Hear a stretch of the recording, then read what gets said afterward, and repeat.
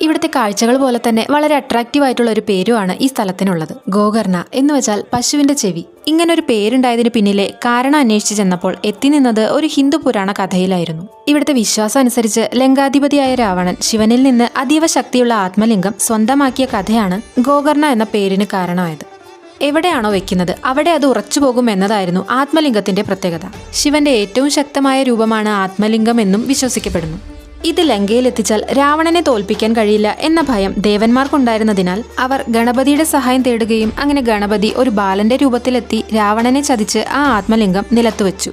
ആത്മലിംഗം നിലത്തുറച്ചപ്പോൾ അതെടുത്തു മാറ്റാൻ രാവണൻ ഭഗവാൻ ശിവനോട് പ്രാർത്ഥിച്ചതായും ആ സമയത്ത് ശിവൻ ഒരു പശുവിന്റെ ചെവിക്കുള്ളിൽ നിന്ന് ഭൂമിയിലേക്ക് പ്രത്യക്ഷപ്പെട്ടു എന്നൊക്കെയാണ് പുരാണം പറയുന്നത്. ഈ പറഞ്ഞ ആത്മലിംഗമാണ് ഗോകർണയിലെ മഹാബലേശ്വർ ക്ഷേത്രത്തിലുള്ളത് എന്നതാണ് ഇവിടുത്തെ വിശ്വാസം. ഇന്ന് ആയിരക്കണക്കിന് വിശ്വാസികളാണ് ശിവന്റെ ഈ ശക്തിയേറിയ രൂപം കാണാനായി ഇവിടെ എത്തുന്നത്.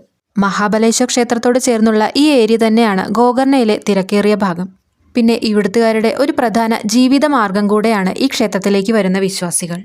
ഗോകർണയിലെ വഴികളിലൂടെ നടക്കുമ്പോൾ കടൽത്തിരകളുടെയും ക്ഷേത്രമണികളുടെയും ഒരുമിച്ചുള്ള ശബ്ദം ഒരു വേറിട്ട അനുഭവമായിരുന്നു ഞങ്ങൾക്ക് സമ്മാനിച്ചത്. ഇതുപോലുള്ള യാത്രകൾക്കായി ഫോളോ ചെയ്യാൻ മറക്കരുത്. മറ്റൊരു ട്രാവൽ സ്റ്റോറിയുമായി നമുക്ക് വീണ്ടും കാണാം.